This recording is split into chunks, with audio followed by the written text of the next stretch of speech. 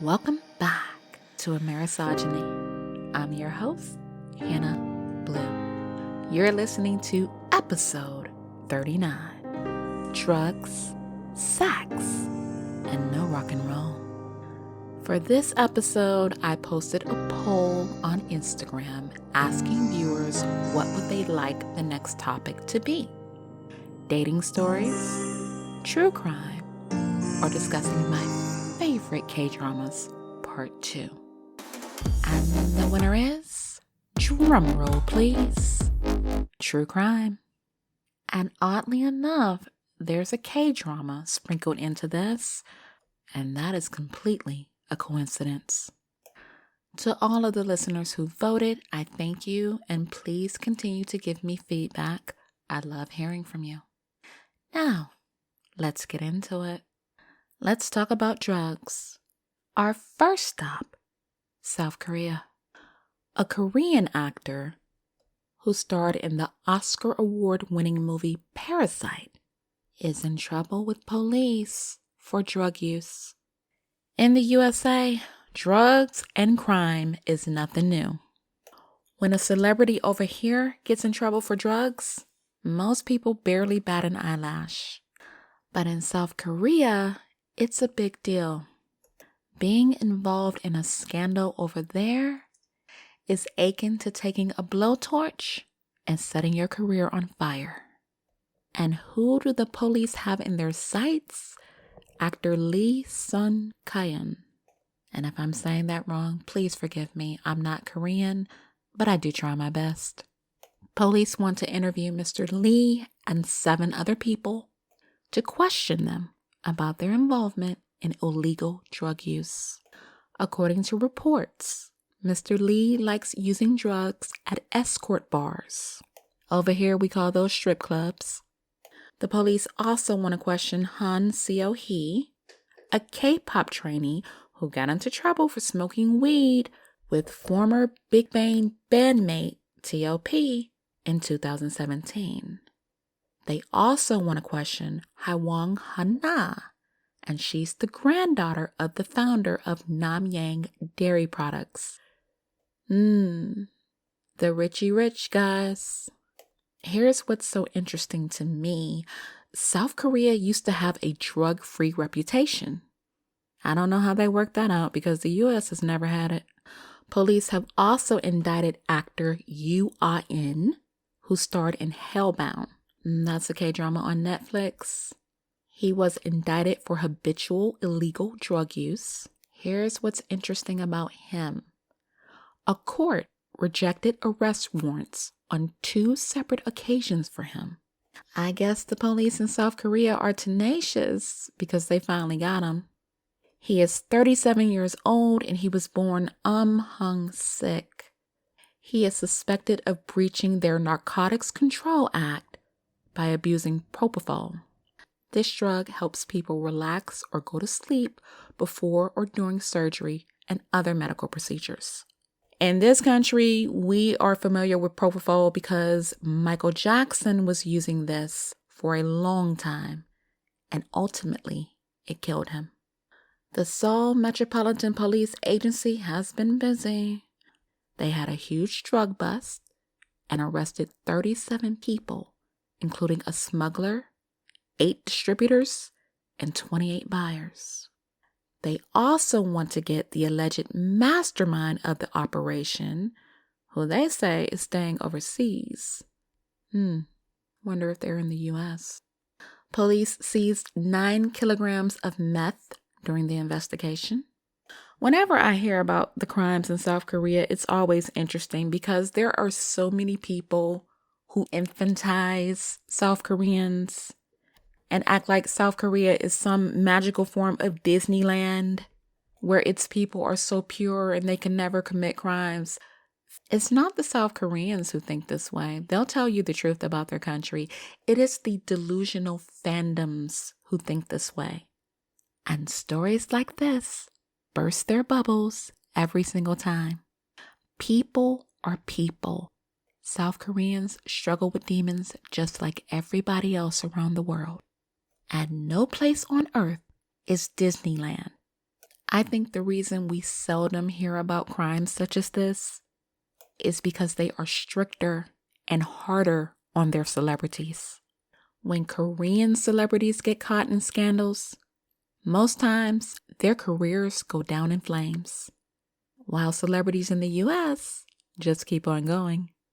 And it looks as if Mr. Lee's career is in deep trouble. Now, if you've never seen Parasite, let me tell you about it. It's a good movie. The movie is about the Kim family. They're very poor and they're struggling to make ends meet. The family has a low-wage job folding pizza boxes. Well, the son's friend gives him a job offer to be a tutor for a wealthy family. And the wealthy family is called the Parks. I love this family because they were natural geniuses. They found ways to get everyone in their family hired. The son got his sister hired by referring her to Mrs. Park as a tutor and an art therapist for her son. Well, once the sister got hired, she left her panties in the car so that her father could get hired as Mr. Park's driver. Then they needed to get the mother in. The housekeeper was allergic to peaches. You know, it's not funny, but it was funny because what they did to that poor lady, I'm sorry, it was hilarious. Anyway, they got her out and the mother was hired. Things seemed to be looking up for the family. They were earning money, and they even moved in the Parks' home temporarily while the Parks went on vacation. Until the housekeeper returned to the house saying she had forgot something. The housekeeper's husband was hiding in a bunker in the basement from loan sharks. So once the housekeeper got in the house and saw what was going on, which was a scam, she threatened to tell the Parks. Well, the Kims could not let that happen, so they had to get rid of her. A fight broke out, and the housekeeper ended up dead. Well, her husband didn't like that at all. And after he found out his wife was dead, it really started going downhill.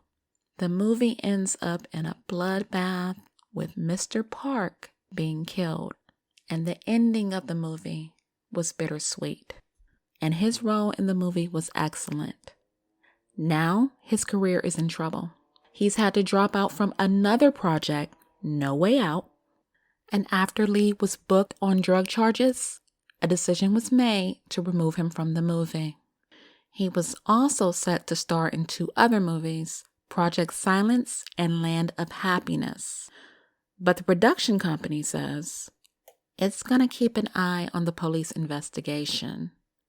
He and his wife, Jeon Hae-jin, had brand deals. Not anymore. SK Telecom and SK Broadcast have removed the couple from their ads. Cellmed have also removed Lee Sung-kyan from their advertisement. So guys, this is a big deal. He's losing out on films, he's losing out on brand deals, and that's money. I don't know if his career can recover from this, but if it doesn't, it's a shame because he's a very talented actor. I'm not advocating for drug use by any means. It's a telltale lesson how anyone can get caught up in their demons, no matter where they live. Still in South Korea, folks. In a previous episode, I talked about the dangers of AI, and it just keeps getting worse. A South Korean man has been jailed for using AI to create sexual images of kids. Now, this case is a first for South Korean courts, but don't be fooled. It's not going to be the last. This is only the beginning for the harms AI is going to cause. This isn't some 18-year-old kid. This man is in his 40s. He was sentenced to 2.5 years in prison for creating about 360 AI-generated images that look realistic and sophisticated enough to look like real children and minors engaging in sex acts. This is absolutely disgusting, and it's spreading around the globe. Our next stop, Spain. Police launched an investigation after images of underage girls were altered with AI to remove their clothes and distributed. In one case, a boy tried to blackmail one of the girls using the manipulated image of her naked body. Let's get this straight. The girl was not naked. Someone created a program that removed her clothing, so it looked as if she was naked, and he used the images to try and blackmail her. If you don't know what deepfakes are, you can take a woman's face and use it in a porn video without her consent. Here's what's scary. The videos are so real, it's hard for the female victims to deny they didn't make the pornographic video. Who else makes deepfakes? Video game streamers. A male video game streamer accessed deepfake videos of some of his female streaming colleagues. And this all went down on the streaming platform Twitch. This caused Twitch and even TikTok to tighten up their restrictions on sharing AI deepfakes. The European Union was the first to set regulations on how companies can use AI, followed by China. And here in the US, the Senate wants to do something about AI, and Bill Gates, Elon Musk, and Mark Zuckerberg are on board. I've never been on board with AI. I think it's harmful, and I think it's beyond frightening that any idiot can use the images of women and place them in porn videos that they've never been in. If that's not misogyny / amerisogyny, then you tell me what it is. We know pedophiles are everywhere, and they can use these images to groom and blackmail young victims. I am absolutely floored that they can take existing real content and manipulate it to create new fake content of victims. And because we have pedophiles everywhere, the demand for this content is exploding. Just imagine your image in a porno, and it's so real, you have a hard time defending yourself. Women already suffer from misogyny, so you can just imagine how much worse this is going to get.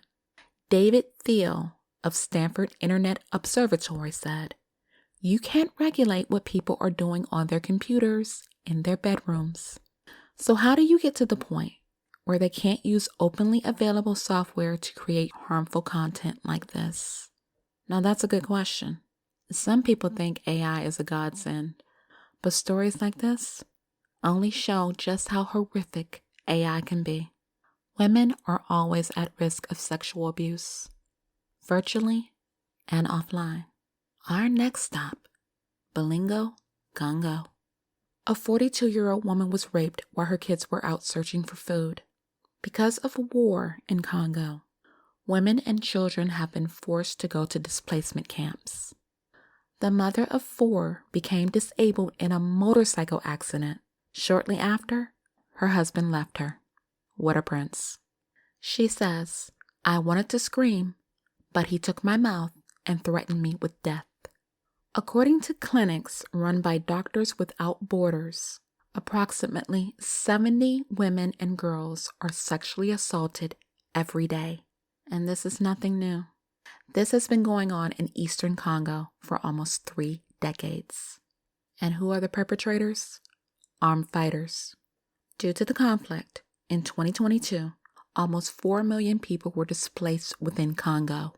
To date, Africa and Ukraine had the highest numbers of people who are displaced. Out of almost 100,000 people who are forced to go to displacement sites, nearly 60% of them are women and girls. In just July alone, almost 1,500 females of sexual assault were treated by doctors. Displacement rips people from their livelihoods and leaves women and girls vulnerable to assault. Before displacement, the 42-year-old woman had a home, and she and her sons created a garden to feed their family. But armed rebels and Congolese security forces forced them to leave their home. The mother said, We were forced to flee, leaving behind all our belongings. After 3 months of struggling to feed her kids, she sent them out to find food. According to her, they hadn't eaten all day, and that is when she was raped by a stranger. They sometimes receive help from a charity group and the United Nations, but help isn't always consistent. These disgusting predators know that the women and girls are vulnerable to attacks, so they stalk the camps, waiting for the women to leave so they can attack them. A mother of 8 received medical assistance after she was raped, but she is now terrified, especially at night. She positions her kids around her as they sleep, hoping their presence will stop her from getting attacked. Some of the women have banded together for protection, but they know if they split up, it places them at risk for sexual assault. They fear for their safety every night. The mother of 4 says, "Let the government do everything to end this war so that we can give up this life of misery." As we know, sexual assault not only happens to women, it can happen to men as well. Our next stop, the U.S. Dwight Howard is a well-known name in the NBA. Some call him a legend, but a man is calling him a rapist. The alleged victim's name is Stephen Harper. He met Howard on Instagram in 2021. Harper admitted he sent a DM to Howard, complete with his phone number, and Howard sent a text message after he read it. Harper says Howard told him he liked weird sexual things and asked Harper to send him nudes. And between May of 2021 and July of 2021, he sent nudes, photographs, and videos. According to Howard, Harper came to his home on July 19th, 2021, and he admits they went to his room where they took off their clothes and kissed consensually. Harper has a different story. He says Howard surprised him by introducing him to a man dressed as a woman, and the man called himself Kitty. Harper claims Howard told him he wanted to have a threesome with him and Kitty, but he wasn't down for that. He said Kitty began performing oral sex on Howard. Harper said he felt uncomfortable and didn't want to join. He said Howard tried to touch his thigh and stroked his penis through his underwear. Harper claims he asked Howard to stop, but Howard didn't listen, and he told him he was going to do whatever and that Harper was going to like it. He said Howard stood up over him, towering over him, and grabbed him by his thighs and forcibly removed his underwear, restrained him, and performed non-consensual oral sex on him. According to the lawsuit, Mr. Harper feared imminent bodily harm while he was restrained and forced to remain in place while the defendant sexually assaulted him. Harper said Howard stopped giving him oral sex when he realized that Harper was not enjoying it. Howard allegedly then ordered Harper to lie down. Harper said Kitty was having sex with Howard. He also said Howard forced him to perform oral sex on him. After the assault, he said he tried to call an Uber, but Howard had Kitty drive him home. Howard may be charged with assault, battery, intentional infliction of emotional distress, and false imprisonment. Now, Howard is denying all of this, and he wants the lawsuit thrown out. Harper brought receipts, text messages, and an Uber receipt from July 19th to prove he was indeed at Howard's home. Now, this story is wild, but I'm not surprised. So much darkness and ugliness goes on with celebrities. Now, Howard openly admits that he likes men, but some of these athletes and celebrities don't. That's why women need to be vigilant. If you're a straight woman, be on your P's and Q's. Because some of these men are not going to admit they like sleeping with other men. Now, if you're into that and you're okay with it, good for you. But if you're not, you have a right to know. You also have the right to say, nope, sorry, that's not for me. We'll just have to see what happens with Dwight Howard and this case. And always remember, in the U.S., you're innocent until proven guilty. We're still talking about drugs, sex, and no rock and roll, folks. And we're still in the U.S. An off-duty pilot has been accused of trying to shut off an airliner's engines in mid-flight. He admitted he took magic mushrooms 48 hours before the plane took off. Joseph Emerson says he believes he was dreaming when he tried to cut fuel to the plane's engines while the flight was en route from Washington State to San Francisco. And thanks to the captain and the first officer, he was stopped. In addition to taking the magic mushrooms, he also claims he had been awake for 40 hours. Emerson told police he thought he was dreaming and believed that pulling the handles of a fire extinguishing system, which would have cut fuel to the aircraft's engines, would cause him to wake up. He was riding in the cockpit in a jump seat, and when he reached for the fire controls, all hell broke loose. One of the pilots grabbed his wrists, thank God, and the other pilot said they wrestled with Emerson for a few seconds before Emerson stopped and said he was okay. Thankfully, he was not able to pull the handles all the way down. According to Emerson, he experienced depression and the recent death of a friend. He claims he was having a nervous breakdown and told the flight crew he needed to be subdued. Now, according to Matt Johnson, who is a Johns Hopkins professor that studies psychedelics, he says it's unlikely that the magic mushrooms would still be in the pilot's system 48 hours after using. He believes the pilot had lingering effects, but that's about it.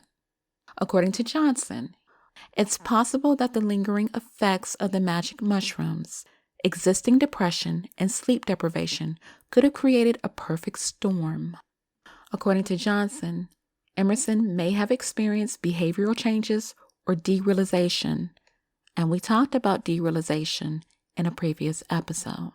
It's a feeling of detachment from one's surroundings. Some people say they feel as if they're in a movie or a dream. Johnson also says psychotic-like behavior is a risk of magic mushrooms, especially for people with existing psychiatric disorders.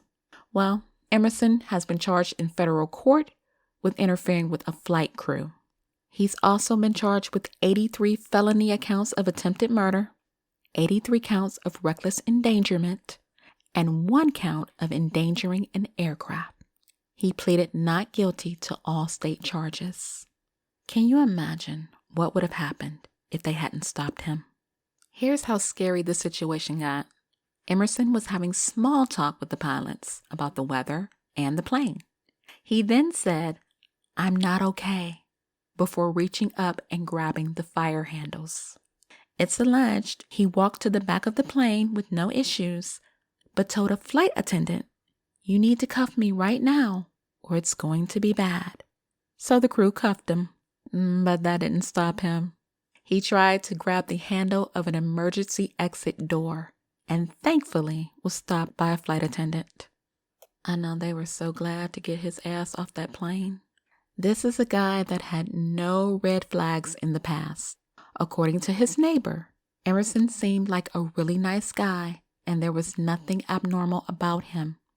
He has a first-class medical certificate, the highest level of medical certificate awarded by the agency, and every 6 months, pilots 40 and over have to undergo examinations. He's never had certification denied, suspended, or revoked. How scary is that? Our next stop, Peru. A 25-year-old British model named Madhu Adams was sentenced to 6 years and 8 months in prison for trying to smuggle cocaine out of the country. Almost 3 kilograms of cocaine was found hidden in his suitcase. He was trying to be crafty about it. The suitcase had a false bottom, but it didn't fool police. Here's what's interesting to me. He's an influencer who has a TikTok account, and he had just posted about his trip to Peru. You see, this is what I talk about when I say people get wrapped up in the lies of social media thinking people are living these grand lives when they really aren't. Some do, but most don't. I'm pretty sure people were fascinated that he's a model and thought he was living this fabulous life when in fact he was smuggling drugs. The Peruvian Supreme Court has no chill. They posted a Photoshop picture of him behind bars with the caption, "Prison in less than 24 hours for British TikToker." This is why I take these influencers with a grain of salt. Our last stop, Austria. Ozempic has become a worldwide phenomenon.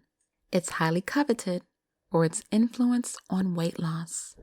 But some people who took a fake version of Ozempic went to the hospital for seizures and other serious side effects. The fake Ozempic contained insulin instead of semaglutide. Fake Ozempic exists because the real drug is in high demand. Austria's BASG didn't say how many people were harmed by the fake Ozempic or how long they'd be impacted by the side effects. These scammers have made the Ozempic packaging so real, it's hard to tell what's real and what's fake. And that's definitely terrifying and heartbreaking to know that people are being exploited just because they want to lose weight. Losing weight is so much more than dieting and exercising. For some people who have struggled to lose weight all their lives, Ozempic has been a godsend. But for others, it's been a nightmare. People can become victims through their own actions or through the actions of others, anywhere, at any time. What I love about the Amerisogyny podcast, every episode I bring you is connected. Times aren't getting any better, folks. They're getting worse. But in order to preserve our mental health, there are so many things we need to stay on alert about. Drugs, sexual assaults, and even people who can end our lives on planes. We can't stop bad things from happening, but we can be on our P's and Q's. And above all, I will most certainly keep bringing stories to spread awareness. And I'm out of time. This was another long one, folks, but packed with good information. And if it helped you in any way, feel free to follow me on Podbean, Apple Podcasts, Google Podcasts, Spotify, Samsung, or wherever you listen from. Be easy.